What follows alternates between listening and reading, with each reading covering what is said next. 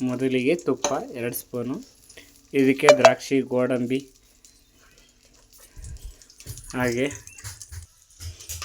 ಬಾದಾಮಿ, ಪಿಸ್ತಾ, dry fruits ಯಾವುದಿದೆ ಅದೆಲ್ಲ ಹಾಕೋಬೋದು, ತೊಂದರೆ ಏನಿಲ್ಲ.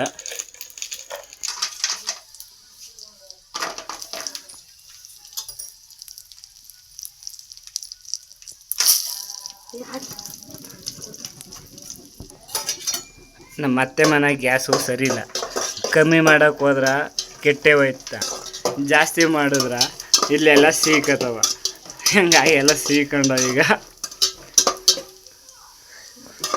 ಸ್ಮೆಲ್ಲು ಹಂಗೆ ಬರ್ತದ.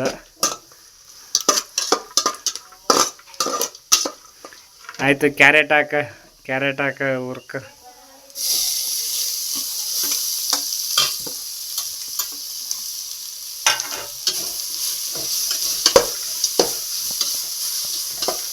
ಇದೊಂದು ಸ್ವಲ್ಪ ಎಲ್ಲ ಚೆನ್ನಾಗಿ ಬಾಡಿದ್ಮೇಲೆ ಇದಕ್ಕೆ ಹಾಲು ಮತ್ತು ಸಕ್ಕರೆ ಹಾಕೋಬೇಕು.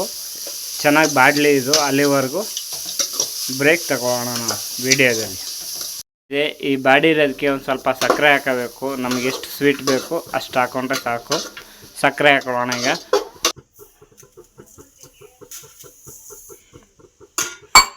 ನಾವು ಸ್ವಲ್ಪ ಸ್ವೀಟ್ ಚೆನ್ನಾಗಿ ತಿಂತೀವಿ, ಅದಕ್ಕೊಂದು ಸ್ವಲ್ಪ ಸಕ್ಕರೆನ ಜಾಸ್ತಿನೇ ಹಾಕ್ಕೊಂಡಿದ್ದೀವಿ. ನೀವು ಸ್ವೀಟ್ ಕಮ್ಮಿ ಬೇಕು ಅಂದರೆ ಕಡಿಮೆ ಹಾಕ್ಕೊಳ್ಳಿ. ಇದೊಂದು ಸ್ವಲ್ಪ ಬಾಡಿದ್ಮೇಲೆ ಆಮೇಲೆ ನೆಕ್ಸ್ಟು ಹಾಲು ಹಾಕೋಬೇಕು. ಹಾಲು ಹಾಕೋಣ. ನೆಕ್ಸ್ಟು ಚೆನ್ನಾಗಿ ಬೇಯಲಿ ಇದು. ಹಾಲು ಅಂದರೆ ಫುಲ್ ಹಾಲು ಹಾಕ್ಕೊಂಡಿಲ್ಲ, ನೀರು ಹಾಕೊಂಡು ಹಾಲು ಹಾಕ್ಕೊಂಡಿದ್ದೀವಿ.